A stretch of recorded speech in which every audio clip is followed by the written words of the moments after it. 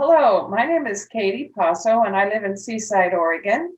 And today I would like to share with you what I've done with my button collection. In 2000, I inherited my aunt's button collection, and it was a very interesting process. Uh, when I got the collection, the buttons were sewn into fabric books, and I looked at them and I thought, my goodness, they look like little works of art. So I decided that I would marry my quilting interest along with the buttons that I had just collected or inherited. And I decided I would not want to have these buttons in a drawer or a box where I would never see them again. So I started making quilts, wall hangings, smaller wall hangings mainly, but I just didn't want to see these buttons never see them again. So I got a hold of a local friend who told me that I should immediately take all of these buttons off of those pages of fabric because it would destroy the buttons. And sure enough, as I took the buttons away from the fabric, I could see that some of them had deteriorated. The the buttons that were vegetable ivory, some of them had even gone to sludge, and many of the metal buttons, the backs had started to deteriorate and rust. So anyway, I just decided I would marry my two projects, and I started making button quilts, and I'd like to share with you some of my quilts today. In the button collection that I inherited, there were some other interesting items. One of them was this. This is a picnic paper plate and it had also started to deteriorate around the edges. And so on this paper plate was sewn this cute little Sunbonnet Sue. I didn't want to just rip the buttons off, so I took the pictures, the plate down to Laser Quick, had this picture made of it, and I designed a quilt around this design. Many of these buttons are calico buttons, and of course at the bottom is the shoe buttons. So I designed this quilt around this particular picture. So here she is, all decked out on a bright new quilt, and I also used, as you can see, calico designed fabric to highlight this quilt. Some of the quilts that I have, I did have to go and purchase some more of the same type of buttons so that I would have enough to create the quilts.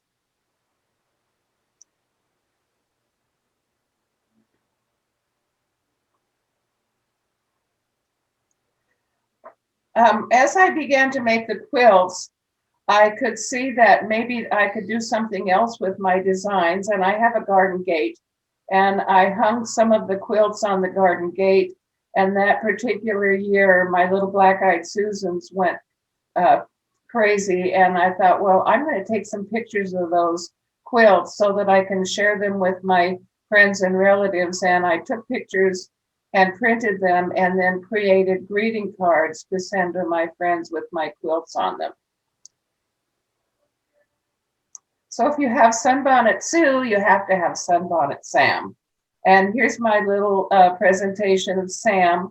I like to marry fabrics together to create a whole different picture.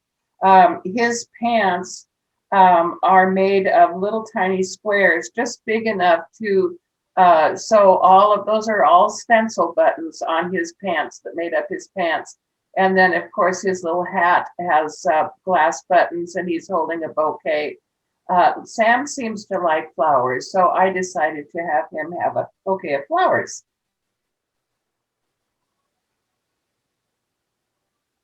And here he is, a full view of the garden arbor and little Sunbonnet Sam. Early in my quilting with my buttons, I decided that some of these buttons call for a particular kind of quilt. And these are mother of pearl. Some of them are carved. Some of them are just the plain flat ones. And the black buttons are faceted black glass buttons. And here's a close-up of that particular quilt. I use satin fabric, the white satin and the black satin, to set off the buttons because the buttons were shiny, and I figured that the fabric that they were mounted on should be shiny too. So I used a satin fabric here.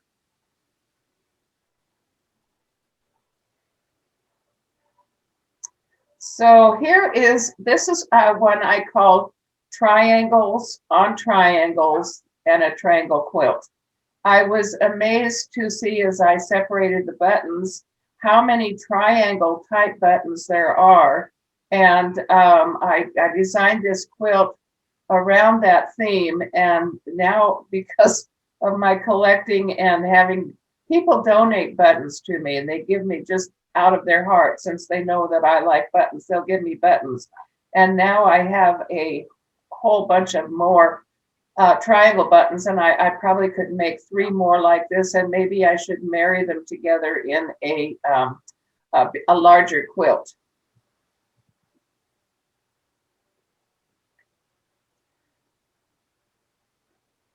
As you can see, they're made up of all different kinds of compositions. I particularly like the big Bakelite buttons with the metal flowers mounted on top. There's glass ones, carved wafer buttons, everything you can imagine. Here are these triangles.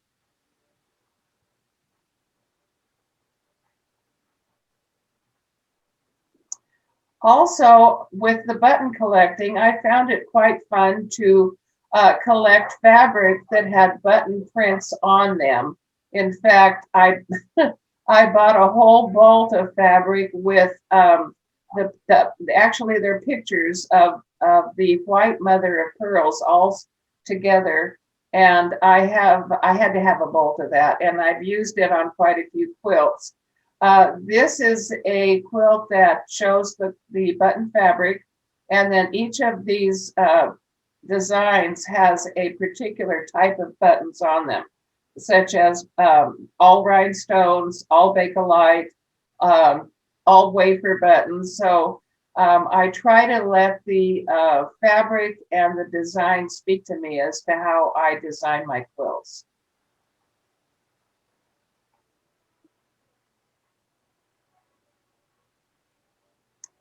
This is a pre-printed piece of fabric. It's what they call a panel, and it had the butterfly already printed on it. This is a quilt that people, when they see my quilts, they seem to be drawn to. It doesn't really do it for me because it doesn't really show the creativity of my quilting since it's already been pre-printed. But these are all glass buttons that were in my aunt's button collection. And again, it was something I had fun doing and mounting all those buttons.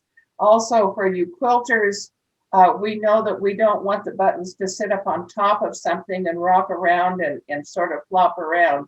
So with this quilt, I did it with 2 thicknesses of warm and natural fabric and the batting, and the buttons seemed to settle right down into the batting so that they wouldn't wiggle or rock around.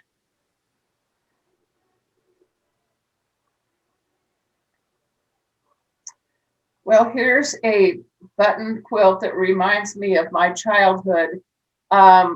When I was younger, and still am, I was always a little chubby or overweight, and my mother always had to make my clothing because back then in 40s, 50s, they didn't have children's clothing. So the buttons that she sewed on my little dresses were usually things that were pierced, sometimes little animals, little goofy buttons. And so I created this quilt around the 40s and 50s buttons. As you can see, I also enjoy collecting old rhinestone jewelry, and that's gotten to be a little bit out of hand in my life too. But this is a little quilt that people seem to like because it reminds them, especially the women, of their childhood and the buttons that were sewn onto their clothing. These buttons are all from the Czech Republic. I got carried away buying glass buttons from the Czech Republic because I just think they're so beautiful. And so I designed this quilt around that. We had a businessman here in Seaside for many years who had a wonderful gift shop. And when he left town, he had an estate sale, and he had all of his neckties for sale too. He had a room full of neckties, and many of them were, most of them were silk. And he had so many that he could wear a necktie every day, a different one every day, and never make the full circle of his neckties. And then he moved up to Canada, and I got a hold of him with an email. And I also made a little wall hanging quilt for him that he was very glad to see that somebody was enjoying his neckties as much as he did. This is the Lewis and Clark quilt. In the year 2006, they had another centennial of the Lewis and Clark exposition that came out here to Seaside.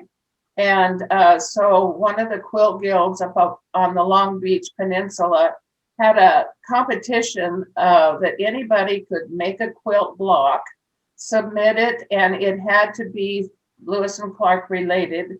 And during that festival, the public would come through, the separate blocks were hung on a wall, and the people could vote for their favorite blocks.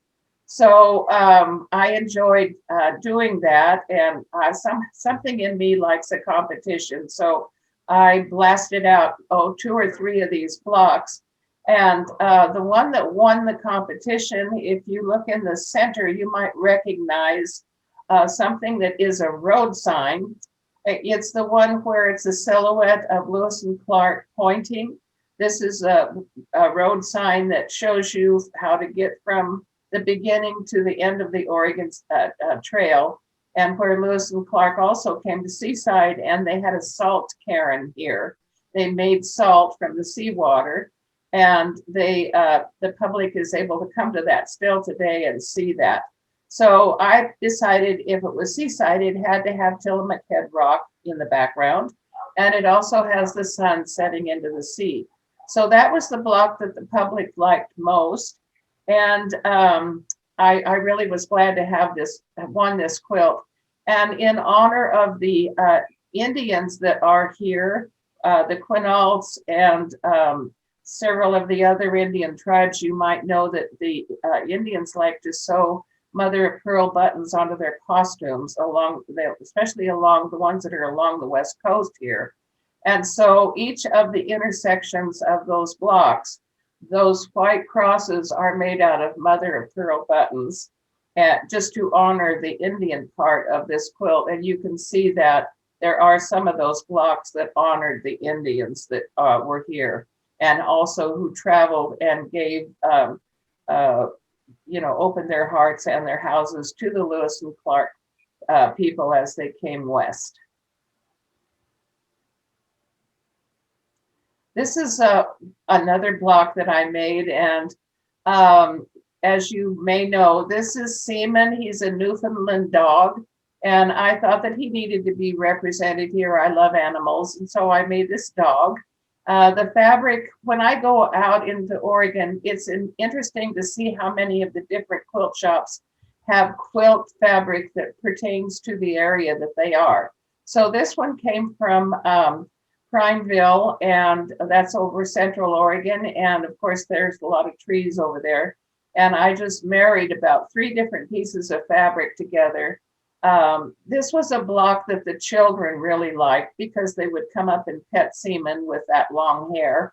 And but the quilters, the true quilters ladies, they were not in favor of this quilt too much. They didn't find it to be a quilt block because it was so dimensional.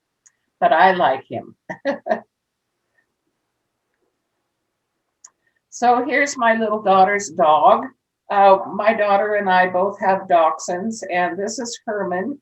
So my daughter wanted me to make her a quilt that represented Herman. And I found this wonderful fabric that his coat actually looks like that. And so because I have bullseye glasses, and Herman, the dog, has a blue eye. So I found this beautiful blue button in my collection, and Herman has a blue eye.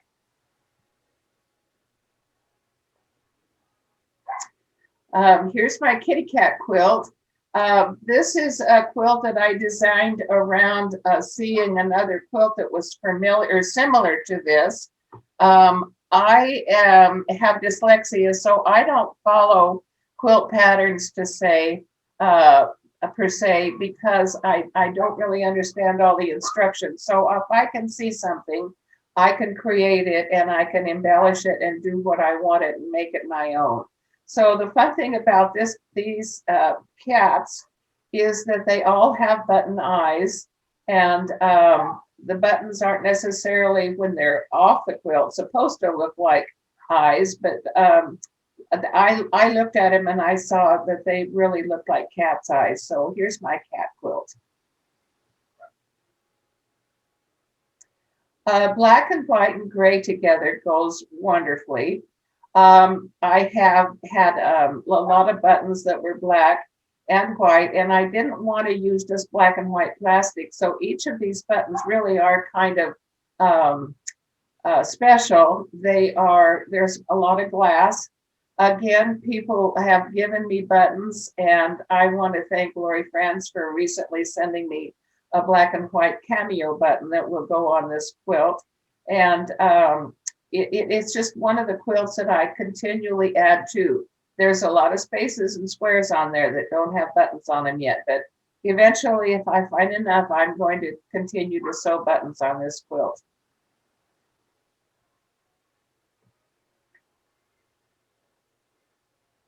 Here's a close-up of that quilt. A lot of the buttons that I have collected and sewn on here are some that were in my Aunt Helen's button collection, or some that I had seen for sale, and then I thought, boy, that button really needs to be on that black and white quilt.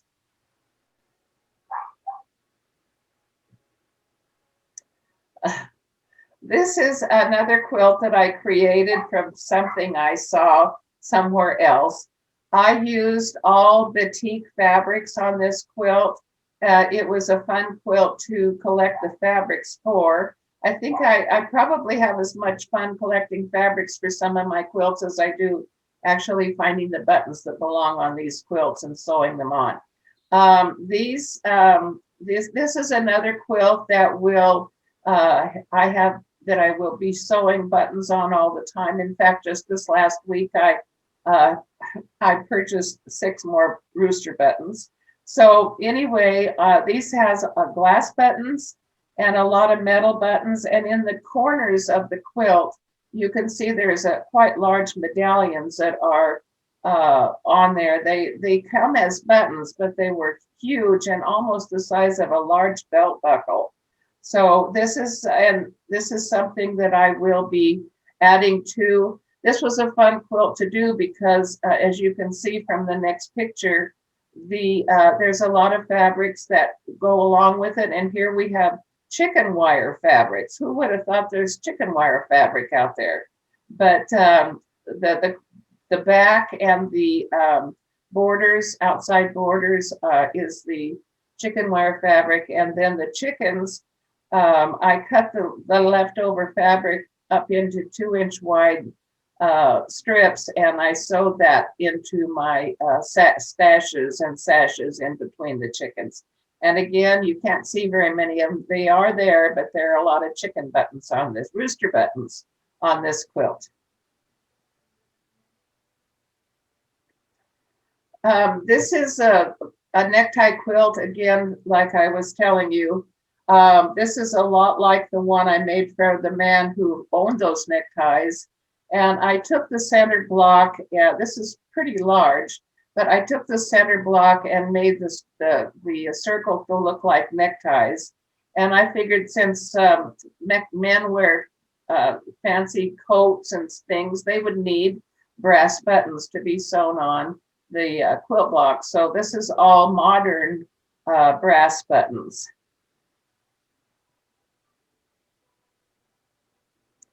Red and white. That's kind of fun. These are all glass buttons. Many of them I did purchase from Czech Republic since they're kind of the glass capital of the world. And now if you look on eBay and just look at Czech glass buttons, there's beautiful buttons if you're into buying anything modern. The little embroidered sunbonnet Sue type prints are embroidered, machine embroidered onto the fabric, and that's how I designed this quilt.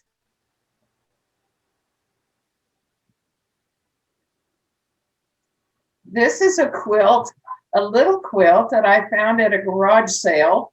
And with my aunt's button collection came a lot of diminutive glass buttons. And I looked at the little quilt and I thought, well, that quilter did a pretty good job of getting the points to come together just right. And so I was kind of picky about that. And I'm picky about my quilts because some of them I do exhibit at our county fair. And I know from judging quilts that we want to look at all the corners where the points come together. And so this person did a really pretty good job of that. And so this is how I am displaying many of my diminutive buttons.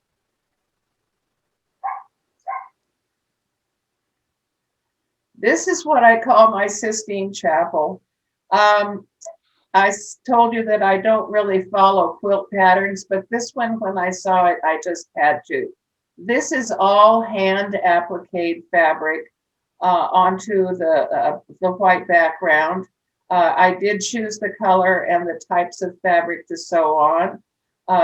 It took me a long time because many of those blocks, especially the one at the very bottom in the center, is the 10 Piper's piping, and the hands on them, if you look at the very tip of your little finger, the pieces of fabric that I had to sew on were as the size of the tip of your finger. So it was very labor intensive. I did enjoy doing it, and I was able to take the blocks with me when I went to Quilt Guilds, and I could sit and sew something while we were visiting. Again, this has buttons on it. I always say that my quilts aren't done until the buttons are sewn on. So this has around the border and other places beautiful red glass ball buttons sewn on to where the vines would be, and it looks like beautiful red berries. So this is something I probably would not attempt again because it is labor intensive. I did enjoy it, and I collect 12 Days of Christmas ornaments too. So at Christmas time, this looks great with my tree in my living room with the 12 days on them.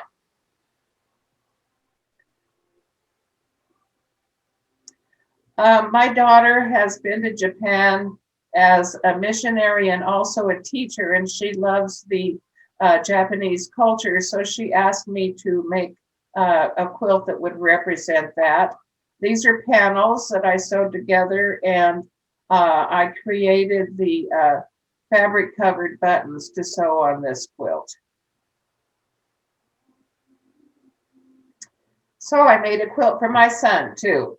My son and his wife raise and sell purebred AKC dachshunds that have different types of coats and personalities. And so I made a quilt. These are all silhouettes and the fabric that I used here were things that he likes. So there's one made out of money. There's we used to have sheep, and the kids would enter sheep in the county fair. And so there's a little doggy on here with a sheep on it, and different things cars and that sort of thing that he really likes. So anyhow, that's my quilt for my son, and he really likes it. This is a early quilt that I made that most of the buttons are tight top celluloid buttons. It's not one of my favorites, but again, I wanted to get those buttons out where I could see them. And my little quilts like this are on both sides of the walls on the stairwell as I go up to my sewing room.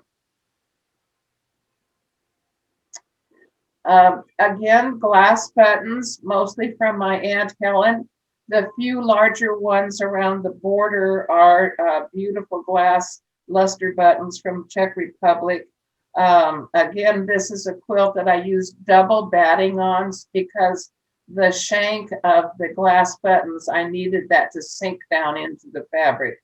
So it's pretty puffy, this quilt, but this is also hanging on the wall that goes up to my sewing room. In the material and the provenance that came with my aunt's button collection were letters from different ladies who also collected buttons. This is years and years and years ago.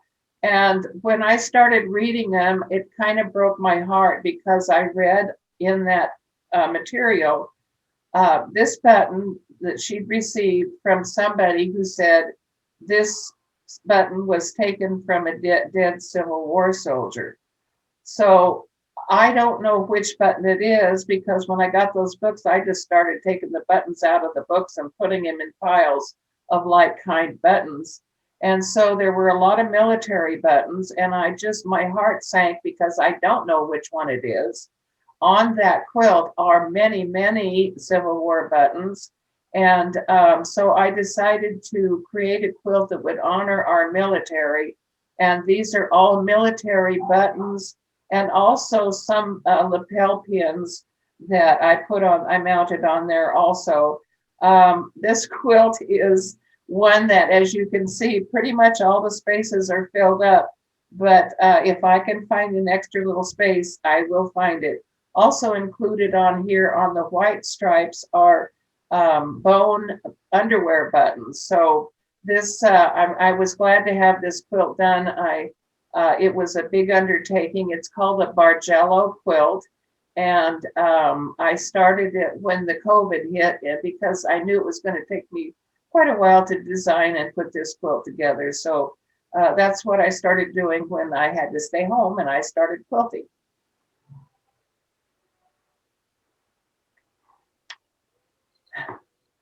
I like to design my own quilts, and because I can see the final product in my mind, it keeps me awake at night sometimes.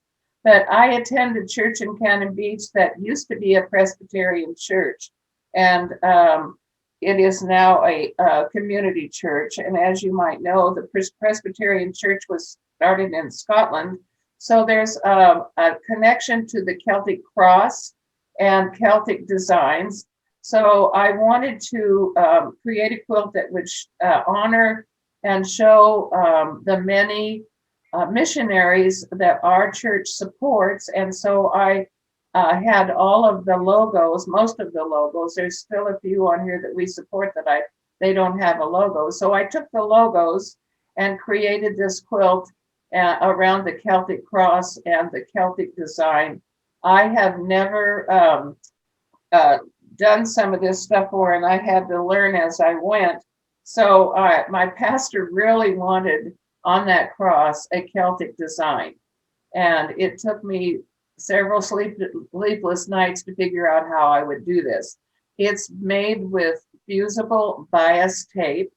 The design had to fit inside that cross, both horizontally and vertically. And so by using a wax paper method, I was able to design the bias tape where it would go on that quilt.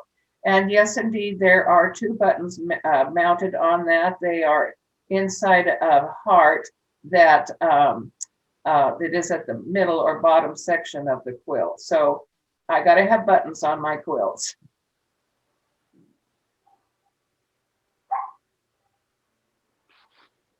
So here I am. I was a red hat lady years ago.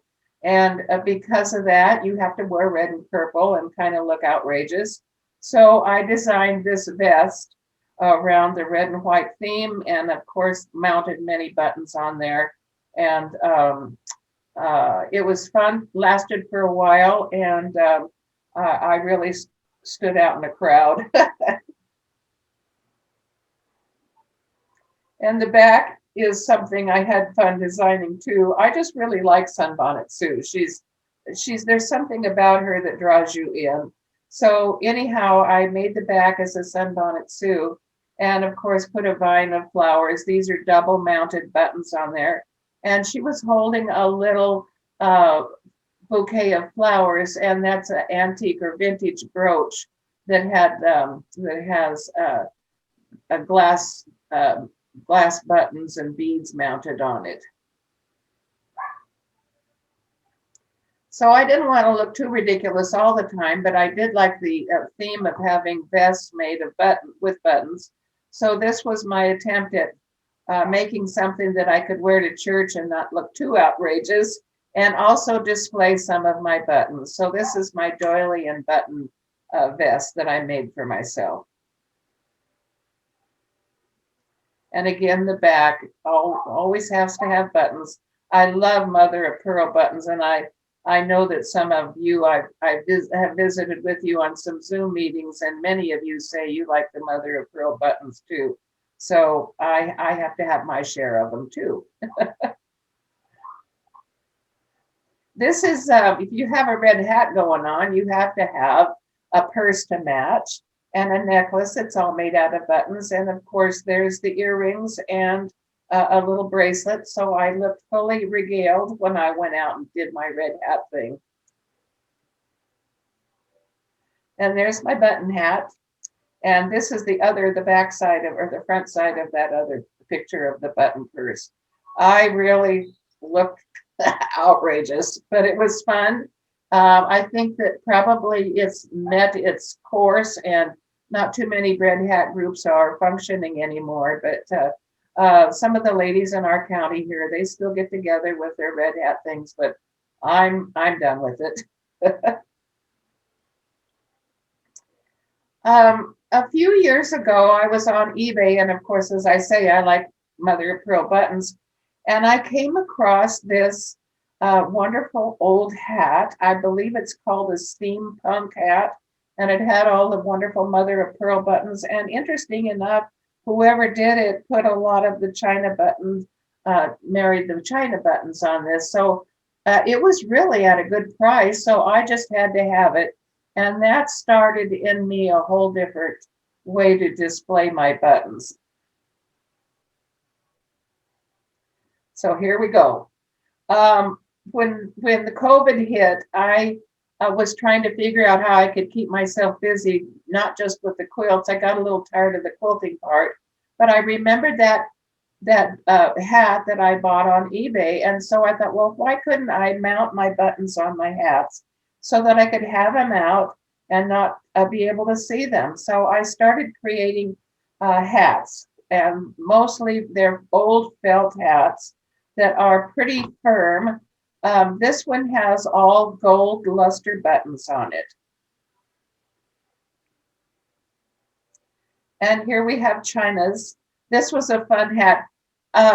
When I would go to Joann Fabrics in my county here, and I would need something to construct the hats, such as this gold lame kind of fabric, the ladies, and I would bring my hats with me so I could know what I needed. The ladies would ask me, what hat are you making now? And so every time I'd go, they had to see my new hat. These are bullseye glass buttons, China buttons around the bottom of the brim, and also some on top. And the inkwells and some of the circular buttons are mounted on 40s and 50s white plastic buttons. And I just wanted to give a little background on some of these buttons so that it would make the buttons themselves stand out a little more. And here's a different picture of that hat. Oh, this is a mother of the bride hat that I just fell in love with. I had a few rhinestone buttons, and as you may know, they're kind of heavy. Some of them are pretty heavy. So I had to stabilize the inside of the crown of this hat so that the heavy weight of the buttons wouldn't make the hat cave in. This is kind of one of the favorites of people as they see it. I like bling, and I think a lot of people do. So that's how I am displaying my rhinestone buttons. These are all black glass buttons. This is quite a large hat. And again, it had a veil. It had a veil, but I added some to it and a nice black bow in the back. I really don't know unless if I decide I'm going to do, let's say I'm going to do all black buttons, I need to know how many I have and how much space I have to cover because I'm trying to use up most of my buttons of the same type on the project that I'm making. So again, the buttons determines the size of the hat and how I'm going to sew those buttons on. All of the buttons on these hats are sewn on. The only time I would glue something on would be if there was no shank and I would have to have a way to mount that button onto the hat. So it's very time consuming. It's kept me busy, but here, as you can see, we have a hat, a cloche hat made of with Bakelite buttons.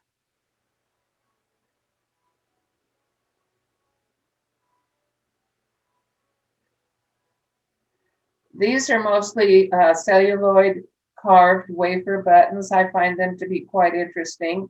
Again, this is quite a large hat because some of those buttons are pretty good size. That large one on the bottom there, I think probably is at least 2 inches, maybe a little more. But I tried to use up as many of my carved wafer buttons as I could on this hat. This is using modern or mostly recent silver buttons on a black or a blue background. I think you have to consider what color buttons you're going to mount on each background because that's an important thing. This silver and the blue go together quite nicely, I think. Again, another black glass hat, quite large, using the silver lustered buttons, and I think every single one of those is sewn on. Maybe a couple had to be glued. Also, in order to keep the buttons from tipping or rocking on the hat, I had to punch a hole through the felt in order to seat that button, the shank of it, down into the hat so the button wouldn't sit up on top the fabric and rock around. I needed them secure and well secured and down into the fabric there. This is kind of a miscellaneous button hat. I had some buttons that were, I thought, pretty interesting. And I had this, again, a large hat. And these are made out of different materials. And again, using kind of what might have been a man's hat. It was quite large. And using larger buttons to display on that hat. So each one would have its own space, not be stacked on top of one another, but be able to show itself off quite well. These are silver lustered black glass buttons. I think that lustered buttons are one of my favorites. And so I wanted, again, a background that would make those buttons pop.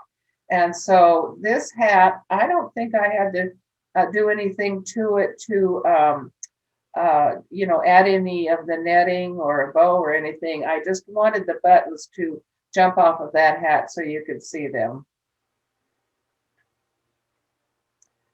This was one of my final hats and probably one that gave me the most grief recently. It is a large men's hat. My neighbor has a wonderful handheld steaming device, and the hat had a crease in the top, and it also had kind of rolled edges. And so I wanted the brim to be flat down so that we could see the buttons. And so many of the hats that I've done have to be steamed in order to make them the way I want them to stay. And since this is a man's, like a fedora hat, the fabric, the felt, wool felt was already pretty heavy. And by steaming it, it makes the fibers, the wool fibers, kind of cling to one another harder. And I knew these are all Art Deco glass buttons. I knew that this hat would be very heavy when I got it done. So I had to choose a hat that was heavy and going to be heavy enough to hold up all of those buttons and not collapse. The band around the above the brim is a man's Art Deco tie that I pulled apart and then made the band, and the beautiful attachment there, the embellishment is a woman's what look they look like steel buttons, but yeah, I thought that would be a nice touch to this hat. It's a belt buckle.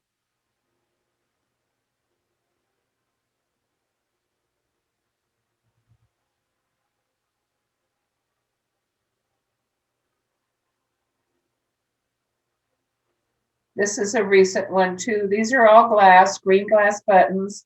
Not all. As you can see around the edge, just above the little, the green, lighter green buttons, I have also added green glass, faceted glass beads, and I thought that would sort of set off this hat quite nicely. This is a smaller hat, kind of like a cloche hat they used to wear, and this is one people seem to like too.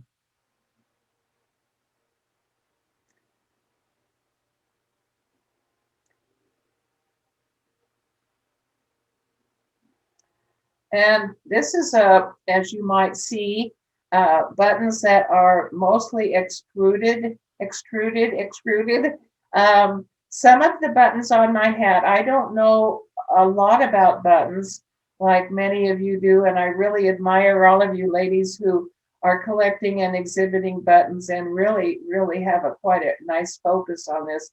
Some of these buttons I'm assuming are not extruded buttons, but they called to me, they needed to be on this hat, and so this is um, my little hat that I made with feathers. So with all of these hats, I had to have some way to have them in my house so that I could have them out. I don't want to put them in a drawer or a hat box and never see them again. So I found this wonderful hat pole on eBay that is kind of has a curve like a snake, and it has these wonderful little attachments where you can hang your hats separately. So I bought this so that I could have my hats out where I could see them. I do have a hall tree, but it only has 4 hooks for hats. And so I have to have that space filled up too with my hats. Also, in the years when I got the buttons, I started looking for other ways, artsy ways to exhibit my buttons. And these are all mother of pearls with black shoe buttons. And many of these little white mother of pearls are the carved type. I think they're quite exquisite. Again, I decided that by learning about some of these buttons, I wanted a way to exhibit them. And recently there was on through the Button Society, a man in Paris who was quite a wonderful lecturer and very knowledgeable about Art Deco and Art Nouveau things. And so I made this, it's a wall hanging, and the big buttons around the edge are Bakelite, then the lighter brown and cream color ones are glass. The other things on there, there's a silver belt buckle and other brooches and types of things that might be worn during the flapper era. I wish this picture was more in focus. This was very early, and when I got the buttons and cut them out of the books and put them on the floor, and I started looking at them, I thought, those are all just like little works of art. They're absolutely gorgeous, and they are so defined of what their pictures is supposed to be. So one side of this picture diagonally mostly are people, and the other side are other corner is flowers. I'm sorry about the poor focus on this. One time, the church I go to, there's a lot of wonderful artists in it, and the people used to come there and paint and display their works, and some of them had other collections that they would share with the people. And so one month the theme was birds. So I sewed all of my bird metal picture buttons onto this circle, and every one of those is a bird of some type.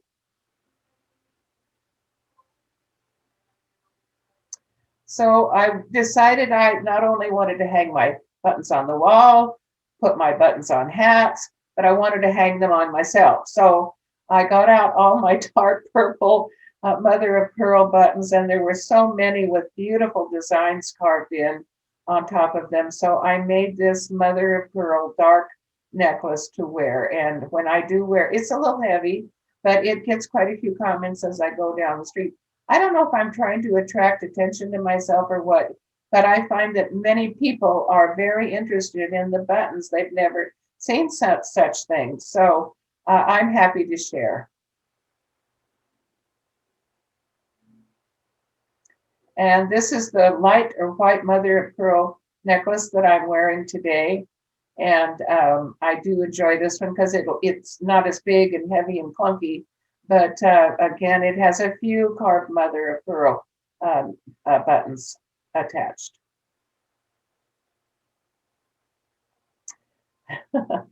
I found that I had a lot of ball buttons of every kind of material you could think of. So I had to do something with them. And they, of course, they're round and they would not seat down into a quilt very well. So I decided to make this really clunky old necklace out of all of my ball buttons that I could come up with. This is a double strand, and it is quite heavy and it is quite large, but it was fun. I don't wear it often, but got to do something with your ball buttons.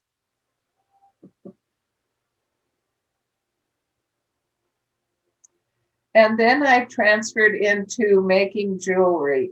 I had found that I had collected and people had given me a lot of plastic buttons from the 40s and 50s. You know, we used to have these belts on our clothing. And since I love mother of pearl, I created, this is a brooch that I created. It's a mother of pearl belt buckle with mother of pearl attachments.